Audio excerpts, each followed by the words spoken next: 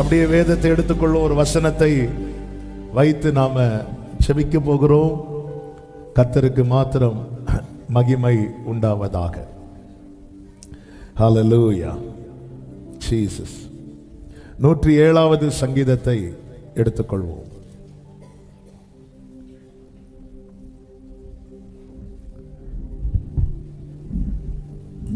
கர்த்தர் நல்லவர். ஜீசஸ். ஹல்லேலூயா. என்னேசு ராஜா சாரோனின் ரோஜா உம் கிருபை தந்தாலே போதும். என்னேசு ராஜா சாரோனின் ரோஜா உம் கிருபை தந்தாலே போதும். வலது கரத்தை உயர்த்தி கேட்போம். அலை மோதும் வாழ்வில் அலையாமல் உம் கிருபை முன் செல்லருளோ. அலை மோதும் வாழ்வில் அலையாமல் உம் கிருபை முன் செல்லருளோ. 107வது சங்கீதம் அதனுடைய 29வது வசனத்தை வாசிக்கிறேன். கொந்தளிப்பை அமர்த்துகிறார், அதின் அலைகள் அடங்குகின்றது. ஆமென் சொல்லுங்க. இன்று காலையில் இந்த வேத பகுதியை பரிசுத்த ஆவியானவர் வாசிக்க வைத்தார், தியானிக்க வைத்தார். இந்த வார்த்தை கண்ணுக்கு முன்னாக ரேமவாக. ஆமென். இதல்ல செய்தி, ஆனால் இதை வச்சு ஜெபம் பண்ணணும்னு நான் உடனே தீர்மானிக்க கர்த்தர் கிருபை செய்தார். கொந்தளிப்பை அமர்த்துகிறார், அமர்த்துகிறார். அதற்கு மேல நீங்க படிச்சீங்கன்னா 24வது வசனத்தில் சொல்லப்பட்டிருக்கிறது, அவர்கள் கர்த்தருடைய கிரியைகளையும் ஆழத்திலே அவருடைய அதிசயங்களையும் காண்கிறார்கள். சில கொந்தளிப்பை தேவன் அனுமதிக்கிறது நம்முடைய அழிவை காண்பதற்கு அல்ல, அவருடைய அதிசயங்களை காண்பிக்கிறதற்கு. அடுத்த வசனத்தில் சொல்லப்பட்டிருக்கிறது, கொந்தளிப்பினால என்ன உண்டாகும் என்றால், அவர்கள் ஆகாயத்தில் ஏறி ஆழங்களில் இறங்குகிறார்கள். திடீர்னு பார்த்தா மேல இருக்கிறாங்க, திடீர்னு பார்த்தா கீழே இருக்கிறாங்க. இது சில மாதங்களுக்கு முன்பதாக இந்த வார்த்தையை வைத்து ஆவியானவர் ஒரு செய்தியாகவே சபையில கொடுக்க வைத்தார். நம்முடைய வாழ்க்கை இப்படிப்பட்ட நிலையில் இருக்கிறவர்களுடைய ஆத்துமா கிளேசத்தினாலே கரைந்து போகுமா. கிளேசன்னா வியாகுலம், பிரச்சனை. their soul is melted, அது மெல்ட் ஆகுமா because of trouble.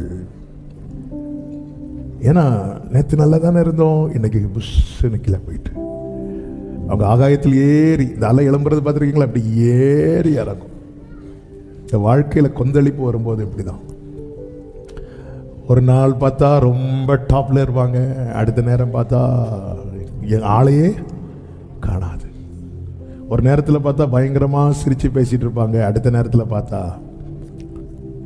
ஸோ இப்படி ஒரு லைஃப் ஒருத்தங்க வாழ்கிறாங்கன்னா, அல்லது ஒருத்தங்களுடைய வாழ்க்கையில் இப்படி ஒரு அனுபவம் இருக்குன்னா, அவங்க ஆத்மா கரைந்து போகும், சோர்ந்து போயிடும். ஏன்னா கீழே இருக்கிற ஒருத்தங்க மேலே எழும்பும்போது ஒரு மகிழ்ச்சி இருக்கும், திருப்பி கீழே வரும்போது ஆண்டவர்கிட்ட என்ன சொல்ல தோணும்னா, அப்போ எதுக்காண்டவரை என்னை உயர்த்துனீங்க, எதுக்காண்டவரை இந்த வார்த்தையை தந்து என்னை மகிழ வச்சிங்க, எதுக்காண்டவரை என்னை இப்படி கொண்டு வச்சு, இப்படியெல்லாம் கேட்க தோணும். அடுத்த வார்த்தை, வெறித்தவனை போல அலைந்து தடுமாறுகிறார்கள், அவர்களுடைய ஞானம் எல்லாம் மூழ்கி போகிறது. எப்படியாவது அவங்க எவ்வளோ யோசித்து இனி வாய்ப்பே இல்லை. எந்த இடத்துல நமக்கு ஐடியாவே வரலையோ, நம்ம எவ்வளவு யோசித்தாலுமே அடுத்து என்ன செய்யணும்னு தெரியாத நிலையில் வருகிறோமோ, அந்த இடத்துல எப்படி அலைந்து தடுமாறுகிறார்களாம், வெறித்தவனை போல. அப்படி ஒரு அனுபவத்தில் ஒரு ஆள் வரும்போது அவங்க என்ன பேசுகிறாங்கன்னே தெரியாது, என்ன நினைக்கிறாங்கன்னே தெரியாது, என்ன சொல்ல வராங்கன்னே தெரியாது. வெறித்தவனை போல. ஒருத்தங்க ஏதோ ஒரு வெறியில் இருக்கிறாங்கன்னா அவங்க கிட்ட போகிறதுக்கே பயமாக இருக்கும். ஆமாம், அவங்கள்ட்ட ஏதாவது ஒன்று பேசுறதுக்கே பயமாக இருக்கும். எப்போ வெடிப்பாங்கன்னு, வெறித்தவன் எப்பொழுது வெடிப்பான் என்றே தெரியாது. ரீசன் என்ன? அவங்க ஞானமெல்லாம் மூழ்கி போகிறது. ஒன்று பாதிக்கப்படும் போது இப்படி பண்ணலாம் இப்படி பண்ணலாம், அந்த ஐடியாஸ் இருக்கிறது வரைக்கும் கொஞ்சம் இருதயம் வந்து பலனாக இருக்கும். அடுத்து இப்படி பண்ணலாம் இப்படி பண்ணலாம், இது எப்படி பண்ணுன்னே தெரியலை, என்ன பண்ணுன்னே தெரியல. அந்த இடத்துல தான் எந்த இடத்துல இனி எனக்கு இதை யோசிக்கிறதுக்கு கூட திராணி இல்லை, அடுத்து ஒன்று நினச்சி செய்கிறதுக்கு கூட எனக்கு பலன் இல்லைங்கிற வரமோ, அந்த இடத்துல நம்ம யாராக மாறுறோம்னா வெறித்தவனை போல மாறுறோம். அதனால தான் பல புருஷ மனைவி கிட்ட நிறைய பிரச்சனை வர்றதே தான். அடுத்து என்ன செய்யணும்னு தெரியாமல் புருஷன் இருக்கும்போது மனைவி வந்து இதை எதையாவது செய்யுங்கன்னு சொல்லுவாங்க, அவர் எதையாவது செஞ்சிருவார். நிறைய இடத்துல வர ப்ராப்ளம் ரீசனை தான். அது வந்து அவங்க வெடிக்கிறதில்ல, அவங்களுக்கு யோசிக்கிறதுக்கு இருந்த கொஞ்சம் நஞ்ச ஞானத்தையும் போட்டு செஞ்சதெல்லாம் செஞ்சாச்சு. அடுத்து என்ன பண்ணணும் தெரில. இந்த இடத்துல தான் ஆபத்தில் கர்த்தரை நோக்கி கூப்பிடுகிறார்கள். ஆண்டவர் பார்க்கிறார்.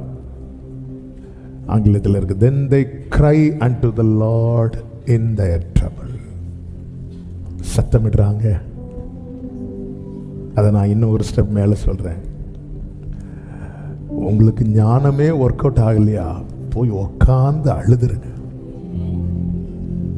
தேவ சமூகத்தில் ஒருத்தன் போய் அழுறானா அவன் ஞானவான்.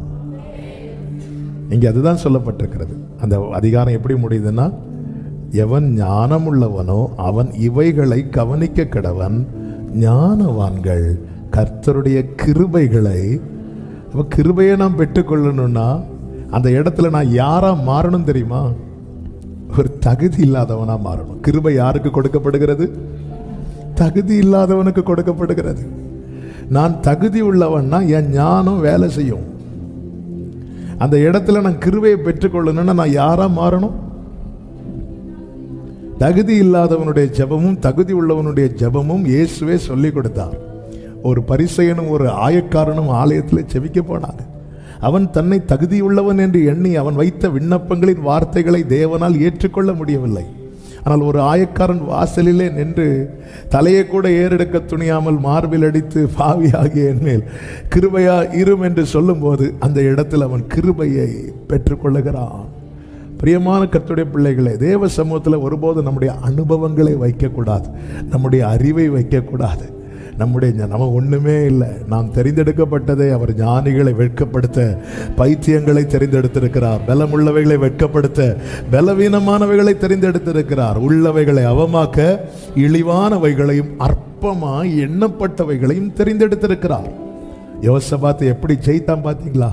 ஆண்டவர் சமூகத்தில் போய் ஒரு king, he was a king, ஒரு ராஜா, ஜனங்கள் எல்லாம் கூடி வர வைத்து அத்தனை ஜனங்கள் கேட்க ஆண்டவரிடத்திலே சொல்லுகிறான், ஆண்டவரே நிற்க பலன் இல்லை,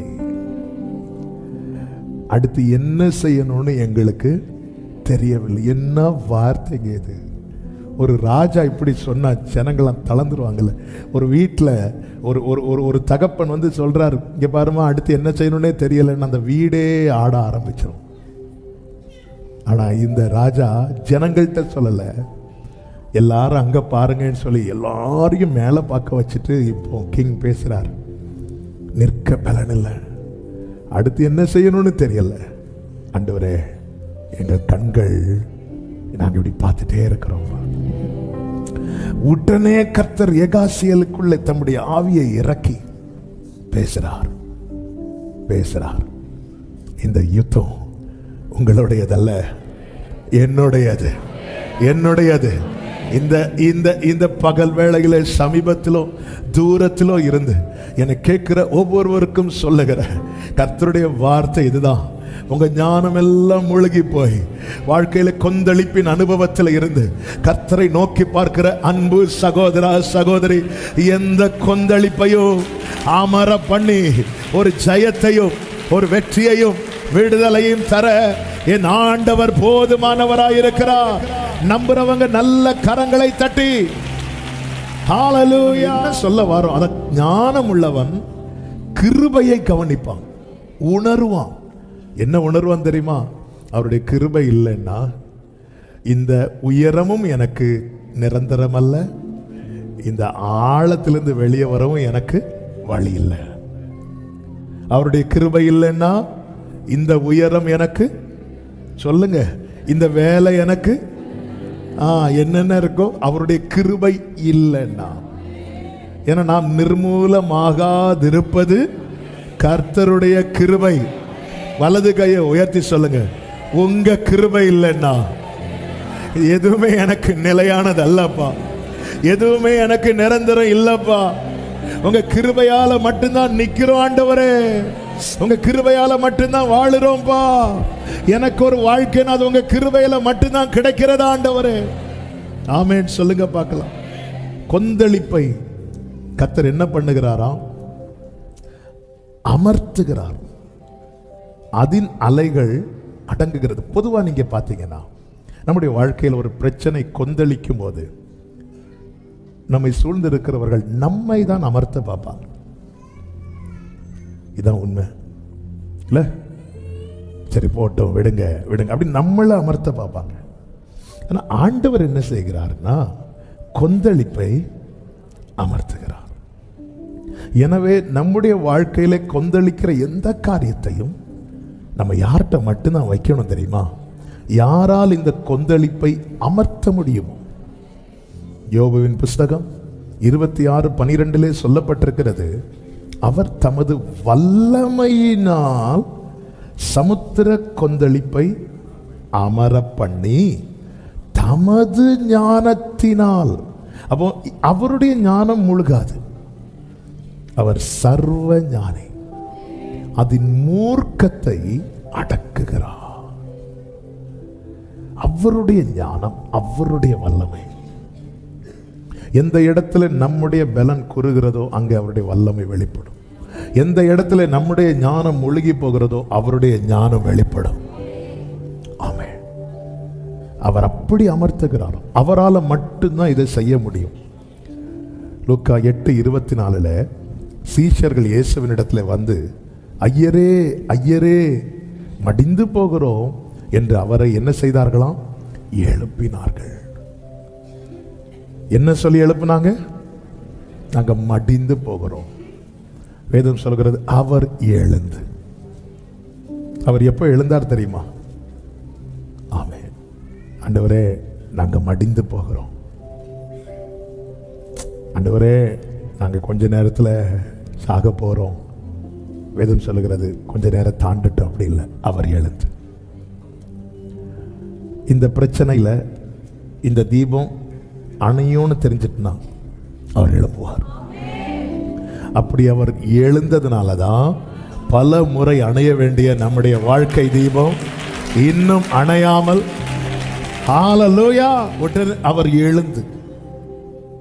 எதனால் இவர்கள் மடிந்து போகிறோம் என்று சொன்னார்களோ அதன் ஒவ்வொன்றையும் கர்த்தர் அதட்டினார். காற்று அடிச்சது, இவங்க சொல்றாங்க நாங்க மடிந்து போகிறோம், காற்றை அதட்டினார். ஜலம் கொந்தளித்தது, இவர்கள் சொல்றாங்க நாங்க மடிந்து போகிறோம், கொந்தளிப்பை அதட்டினார்.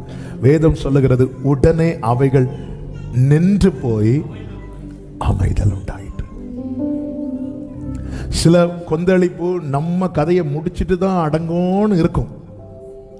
அந்த நேரத்தில் ஒரு தேவ பிள்ளை, ஆண்டவரே, அவங்க ஐயரேன்னு கூப்பிட்டாங்க. அவங்க அவரோடு பழக பழக தான் அவரை குறித்து அதிகம் அறிந்து கொண்டார்கள்.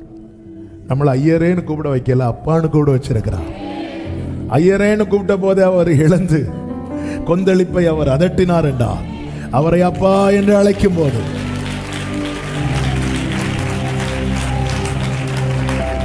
ஆமென். ஐயரே மடிந்து போகிறோம் அப்படின்னு சொல்றாங்கன்னா அவங்களுக்குள்ள என்ன வந்துட்டு? மரணம், மரண பயம் வந்துட்டு. எதனால மரண பயம் வந்தது? அடிக்கிற காற்று, அடிக்கிற கொந்தளிப்பு. அப்ப கர்த்தர் எதனால் அந்த பயம் வந்ததோ, எதனால் அந்த எண்ணம் வந்ததோ அதை அதட்டுறார். இந்த பகல் வேளையில எத்தனை பேர் இந்த வார்த்தையை நம்புறீங்கன்னு தெரியல. ஆமென், ஆமென். எதனால், எதனால், அதாவது எதிர்கால நம்பிக்கை அற்று போகிற தருணம் இது சீஷர்களுக்கு. தன் வாழ்க்கையில தேவ திட்டம் நிறைவேறும் என்கிற எல்லா எண்ணமும் அற்று போகிற இடம். ஏன்னா ஒவ்வொருத்தரையும் ஒவ்வொரு அழைப்பை சொல்லி தான் கூப்பிடுறார். பேதுரு என்ன சொல்லி கூப்பிடுறார்? உன்னை நான் மனுஷர்களை பிடிக்கிறவனாக்குவேன். பேதுரு இன்னும் ஸ்டார்ட் பண்ணவே இல்லை. ஸ்டார்ட் பண்ணவே இல்லை. உன்னை நான் மனுஷர்களை பிடிக்கிறவர்களாக்குவேன். பேதுருன்னு ஸ்டார்ட் பண்ணவே இல்லை. ஆனால் பேதுரும் சொல்றார், நாங்கள் மடிந்து போகிறோம். ஏன்னா அடிக்கிற கொந்தளிப்பு என்பது அப்படிப்பட்டது. நம்முடைய ஒரு கெப்பாசிட்டி இருக்கு, அதுக்குள்ள என்ன காற்று அடித்தாலும் நம்முடைய ஃபெய்த் வந்து ஷேக் ஆகாது. ஆனால் அதுக்கு மேலே அடிக்கும்போது, அதாவது எந்த புயலையும் எந்த காற்றையும் ஃபேஸ் பண்ண முடியும் அப்படிங்கிற நம்பிக்கையில் தான் டைட்டானிக் என்கிற கப்பல் வந்து புறப்பட்டது. அதில் ஒரு ஸ்டேட்மெண்ட் கூட ஒரு ஆள் சொன்னதாக ஒரு ரிப்போர்ட் இருக்கிறது. கடவுளே நினைச்சாலும் இதை ஒன்றும் பண்ண முடியாது. எத்தனை புயலை பார்த்துருக்கோம், எத்தனை காற்று எல்லாம் பார்த்துருக்கோம். ஆனால் அதையும் உடைக்கக்கூடிய ஒரு காரியம் வந்தபோது அது ஷிப் வந்து கொலாப்ஸ் ஆயிட்டு. ஒரு பெரிய ஷிப், ஆயிரக்கணக்கான ஜனங்களை, எல்லா ஃபெசிலிட்டியும் உள்ள. அப்போ இந்த பூமியில் எந்த ஒரு மனிதனையும் அல்லது எந்த ஒரு காரியத்தையும் கொலாப்ஸ் பண்ற, மேற்கொள்ளுகிற, குலைத்து போடுகிற காரியங்கள் எல்லாம் இருக்கிறது. தாவீதே என்ன சொல்வார்? என் சத்துரு என்னிலும் பலவானா இருந்தான், அப்படிதான் சொல்றார். என்னிலும். அப்போ நம்ம ஃபேஸ் பண்ண முடிந்த காரியங்கள் இருக்கிறது, முடியாத காரியங்கள் இருக்கிறது. ஃபேஸ் பண்ண முடியும் அப்படிங்கிற காரியத்துக்கு தாவீது எதிர்த்து நிற்கிறத பார்க்க முடியும். ஃபேஸ் பண்ண முடியாதுங்கிற காரியத்துக்கு தாவீது ஓடுனதையும் பார்க்க முடியும். இந்த இடத்துல தான் நம்முடைய ஞானம் எல்லாம் மூழ்கி போகும். ஆனால் கர்த்தர் தம்முடைய வல்லமையும் தம்முடைய ஞானத்தை அனுப்பி, அவர் எந்த காரியம் நம்மை வாட்டுகிறதோ, நம்மை அசைக்கிறதோ, நம்முடைய நம்பிக்கையெல்லாம் அற்றுப்போக பண்ணுகிறதோ, அந்த காரியத்தை அவர் அதட்டுவார். இப்ப நம்ம ஆண்டவர்கிட்ட அதுதான் கேட்க போகிறோம். ஆண்டவரே, இந்த ஒரு விஷயத்தினால என்னுடைய எதிர்கால நம்பிக்கை போகுது, இனி நான் வாழ்வேனுங்கிற நம்பிக்கை போகிறது. இந்த ஒரு குறிப்பிட்ட காரியத்தினால அந்த காரியத்தை நீங்க அதட்டிட்டீங்கன்னா உடனே அது ஸ்டாப் ஆயிரும் ஆண்டவரே, உடனே அமைதல் உண்டாகும் ஆண்டவரே. செபிக்கலாமா? ஒரு சில நிமிடங்கள் செபித்து அதன் பிறகு நம்ம கொஞ்ச நேரம் ஆராதிக்க போகிறோம். முடிந்தால் முழங்கார் படியிட்டு உங்களுக்கு எப்படி வசதியோ அப்படி இருந்துக்கோங்க. ஆனால் உங்களுக்கு தெரியும், இந்த வார்த்தை பேசப்படும் போது காமனா எல்லாரும் கேட்டாலும் சில உள்ளங்களுக்கு தெரியும், கர்த்தர் என்னோடு தான் பேசுகிறார், ஆமென், என்னோடு தான் பேசி கொண்டிருக்கிறார். நீங்க இப்போ ஜெபம் பண்ண போறீங்க. ஆண்டவர்கிட்ட சொல்ல, இந்த ஒரு காரியத்தை நிமித்தம் ஆண்டவரை டோட்டல் நம்பிக்கை அற்று போன நிலையில் இருக்கிறேன். எனக்கு தெரியும் என் மேல அழைப்பு இருக்கிறது, தேவ திட்டம் இருக்கிறது, தேவனுடைய காரியம் இருக்கிறது. ஆனா இது புயலாய் வீசும்போது, இது கொந்தளிப்பாய் எழும்பும் போது எனக்கு அந்த எண்ணங்கள் கூட வரலப்பா. மடிந்து போகிறோம் தான் சொல்ல வருது ஆண்டவரே. வேற ஒண்ணுமே எனக்கு நினைவுல கூட வரலையா ஆண்டவரே. என்னை ஆண்டவரே, என் வாழ்க்கையில இப்படிப்பட்ட கொந்தளிப்பை ஆண்டவரை எழும்ப பண்ணுகிற, வீச பண்ணுகிற எல்லா காற்றையும் ஆண்டவரை, எல்லா காரியங்களையும் கர்த்தர் அதட்டுவீராக, அதட்டுவீராக, அதட்டுவீராக இயேசுவின் நாமத்தில். அந்த காரியம் என்னவென்று ஆண்டவரிடத்திலே சொல்லுங்கள், ஆண்டவரிடத்திலே சொல்லுங்கள். ஆமென். தாவீது இப்படி சொல்லுகிறார். 38வது சங்கீதம் 8வது வசனத்திலே தாவீது இப்படி சொல்லுகிறார், நான் பலனற்று போய் மிகவும் நொறுக்கப்பட்டேன், என் இருதயத்தின் கொந்தளிப்பினால் கதறுகிறேன் என்று. வெளியே காட்டல தாவீது, ஆனா அவருடைய இருதயம் எப்படி இருக்குன்னா கொந்தளிக்குது. நிறைய காரியங்களை நினைச்சு, நிறைய காரியங்களை யோசித்து, சூழ்நிலைகள் நிமித்தம், குடும்பத்தின் நிமித்தம், தேசத்தின் நிமித்தம், ஆமென், எனக்கு இப்படி ஒரு நிலைமையா என இருதயம் கொந்தளிப்பினால் கதறுகிறது என்று தாவீது சொல்லுகிறார். ஆமென். கர்த்தரை தன் பலனாய் கொண்டிருந்தவன் ஒரு கட்டத்தில் என்ன சொல்லுகிறான் பார்த்தீங்களா? இப்படிதான் அநேகருக்கு வெளியே காட்டவும் முடியல, வெளியே சொல்லவும் வழி இல்லை. ஆனால் கொந்தளிப்பை அமர பண்ணுகிற, அதற்கு காரணமான அலைகளையும் காற்றையும் அடங்க பண்ணுகிற சர்வ வல்லவர் நாம் ஆராதிக்கிற தேவன். அவர் தம்முடைய வல்லமையினால, அவர் தம்முடைய ஞானத்தினால இந்த கொந்தளிப்பை எல்லாம் அமர பண்ணுகிறார், அமர பண்ணுகிறார், அமர பண்ணுகிறார். இப்பொழுது நாம் ஆண்டவரை நோக்கி பார்க்க போகிறோம், கர்த்தரை நோக்கி கதற போகிறோம். என கேட்கிற அன்பு சகோதரா, அன்பு சகோதரி, உங்க வாழ்க்கையில உங்க ஞானம் எல்லாம் முழுகி போய்விட்டதா? உயரத்தில் இருந்த அனுபவத்திலிருந்து ஆழத்தில் இறங்குகிற அனுபவத்தில் இருக்கிறீர்களா? இயேசுவை நோக்கி கூப்பிடுங்கள், உங்க காரியத்தை சொல்லி கூப்பிடுங்கள். உங்க மனநிலை எப்படி இருக்கிறதோ அதை சொல்லுங்க. ஒரு நிமிஷம் கவனிங்க. ஆண்டவர் திட்டுறாரோ கண்டிக்கிறாரோ அது ரெண்டாவது. உங்க மனநிலை எப்படி இருக்கோ அதை சொல்லிடணும். இப்படி நம்ம ஆண்டவர்கிட்ட சொல்லி இருக்கிறோமா? இந்த சீஷர்கள் பாருங்க, ஃபுல்லா விசுவாசத்தை குறித்து கேட்டுட்டு வந்துட்டு அவங்களுக்கு என்ன மனநிலை இருக்குன்னா மடிக்கிறோம், அதை அப்படியே சொல்லிட்டாங்க. இன்னொரு இடத்துல சொல்லப்பட்டிருக்கிறது, நாங்கள் சாகிறோம் உமக்கு கவலை இல்லையா. அவங்க மனநிலை எதுவோ அதை அப்படியே சொல்றாங்க. உங்க மனநிலை எப்படி இருக்கு? உங்க மனசுல எது கொந்தளிச்சிட்டு இருக்கு? அதை அப்படியே இப்ப சொல்ல போறீங்க. நான் நம்புறேன், நான் விசுவாசிக்கிறேன். கர்த்தர் சமயத்துக்கு ஏற்ற வார்த்தையை தருகிறவர். கர்த்தர் இந்த வார்த்தையை தந்து ஜெபிக்க வைக்கிறார் என்றால் நமக்காக அவர் கட்டளையிட போகிறார். நமக்காக அவர் கட்டளையிட போகிறார். ஆமென், ஆமென். கர்த்தர் என்னோட தான் பேசி இருக்கிறார். நிச்சயம் உள்ளவங்க உங்க வலது கரத்தை உயர்த்தி உங்க இடது கரத்தை இருதயத்தில் வைத்து உங்க மனநிலைமை எதுவோ அதை அப்படியே சொல்லுங்க ஆண்டவர்கிட்ட. உங்க மனசுல என்ன எழும்பு அதை அப்படியே சொல்லுங்க, அப்படியே சொல்லுங்க. ஆண்டவர் அந்த இடத்துல பார்த்தீங்களா, அவர்களை கண்டித்தார். அதே நேரத்தில் காற்றை அமைதலாக்காமல் இருக்கவில்லை. சில நிறை குறைகள் நம்ம ஜெபத்தில் இருக்குங்க. ஆனா ஆண்டவர்கிட்ட எப்பவுமே உள்ளதுன்னு சொல்லிடணும். நீ இப்படி அற்ப விசுவாசியா இருக்கு, அதனால நான் வந்து அற்புதம் செய்ய மாட்டேன் ஆண்டவர் சொல்லலாங்க, சொல்லல. ஏன்னா அவங்க உள்ளதை வெளிப்படுத்தினாங்க. என் மனநிலைமை இப்படிதான் இருக்கு ஆண்டவரே, நான் இப்படிதான் இருக்கிறேன், எனக்குள்ள இப்படிதான் இருக்குது, அதனால அதை அப்படியே நான் உங்ககிட்ட வைக்கிறேன், அப்படியே வைக்கிறேன். ஆனா நான் வேற யார்கிட்டப்பா போவேன்? அவன் நான் முழுமையான நம்பிக்கையில் இருந்தாலும் எனக்கு நீங்க தான், என் நம்பிக்கை அற்று போனாலும் எனக்கு நீங்க தானப்பா, வேற யார்கிட்டப்பா சொல்ல முடியும்? கேளுங்க சகோதரா, இப்ப உங்க இருதை நொறுங்குண்டவர்களுக்கு அவர் சமீபமா இருக்கிறார். சில உள்ளங்கள் உடைந்து ஜெபிக்கிறீங்க, நான் நம்புறேன் உங்க பக்கத்தில் இருந்து அவர் கேட்கிறார். ஆமென், அவர் எழும்புவார். உங்க வீட்டில் உங்க வாழ்க்கை படகுல அவர் எழுந்தருளுவார். எந்த கொந்தளிப்பு உங்களுக்குள்ள பயத்தையும் உங்களுக்குள்ள பதட்டத்தையும் கொடுத்ததோ இயேசுவின் நாமத்திலே அதை கர்த்தர் அதட்டை அமைதலாக்க போகிறார். நீங்க ஜெபம் பண்ணுங்க, நீங்க ஜெபம் பண்ணுங்க.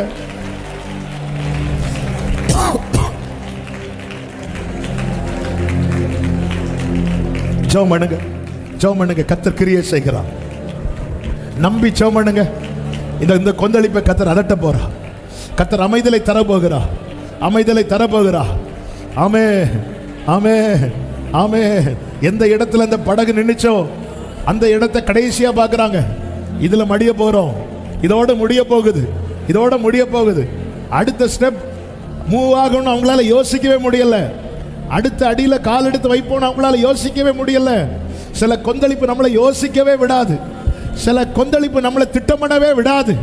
அந்த கொந்தளிப்பு இயேசுவின் நாமத்திலே அதட்டப்படுவதாக, அமைதலாவதாக. வாழ்க்கையிலே எதிர்கால நம்பிக்கையை கொலைக்கிற எல்லா கொந்தளிப்பையும் இயேசு கிறிஸ்துவின் அதிகாரம் உள்ள உயிர்த்தெழுந்த நாமத்தினாலே அதட்டுகிறோம். எழுந்தருளும் ஆண்டவரே, எழுந்தருளும் ஆண்டவரே. எதிரி மேற்கொள்ள விடாதையும் அப்பா, எழுந்தருளோ. சகரா பலா ரபகரா ரிபலா பதோடோரோ ரிமகரோ ஷேரே மாமா ரிபா பாபா ரிபா பாபா ரே மலகரபா சதரபா ரிபா பாபா லரே ரிதுடுரோ ஷேரே மாமோ ரிபலரா. ஜோமனுங்க, ஜோமனுங்க. இந்த வசனத்தை அனுப்பி குணமாக்குகிறார். ஆமென். கொந்தளிப்பை அதட்டி அமர்த்துகிறார். அதன் அலைகள் அடங்குகிறது, அமைதல் உண்டாயிற்று. உடனே அவைகள் நின்று போய் தகப்பனே, இரக்கமுள்ள தேவனே, எந்த காரியம் உம்முடைய பிள்ளைகளுக்குள்ளே கொந்தளிப்பை கொடுக்கிறது என்பதை அறிவீர். எது நிமித்தம் உம்முடைய பிள்ளைகளுடைய இருதயம் கொந்தளித்து கதறுகிறது என்பதை அறிவீர். அப்பா என்று அழைக்க வைத்தவரே, நாங்கள் உம்மை அப்பா என்று கூப்பிடுகிறோம். நீர் எழுந்து எங்கள் வாழ்க்கையிலே அடிக்கிற, ஒவ்வொருடைய வாழ்க்கையிலும் அடிக்கிற கொந்தளிப்பை அதட்டி அமர பண்ணுவீராக. ஒரு அமைதலை கட்டளையிடுவீராக. எந்த காரியத்து நிமித்தம் இருதயம் குழம்பி கதறுகிறதோ அந்த காரியத்திலே இருதயம் மகிழும்படியாய் கர்த்தர் கிருபை செய்யுங்க. கர்த்தர் தம்முடைய வல்லமையும் ஞானத்தை வெளிப்படுத்தி இந்த பிள்ளைகளை கலிகூற பண்ணுவீராக, கலிகூற பண்ணுவீராக, கலிகூற பண்ணுவீராக. நம்பி இருக்கிறோம். கைகளை உயர்த்தி சொல்லுங்க, உங்களை மட்டும் நம்பி இருக்கிறோம்ப்பா, உங்களை மட்டும் நம்பி இருக்கிறோம். வழி நடத்துவீராக, வழி நடத்துவீராக. கிருபையுண்டாக செய்வீராக. தேவனே ஆட்கொள்ளும், தேவனே ஆட்கொள்ளும். கிருபை ஆண்டவரே, நன்றி அப்பா. அலைமோதும் வாழ்வில் உம் கிருபை முன் செல்ல, அலைமோதும் வாழ்வில் Glory. அலையாமல் செல்ல, உம் கிருபை முன் செல்ல. இயேசுவின் நாமத்தில் பிதாவே, ஆமென்.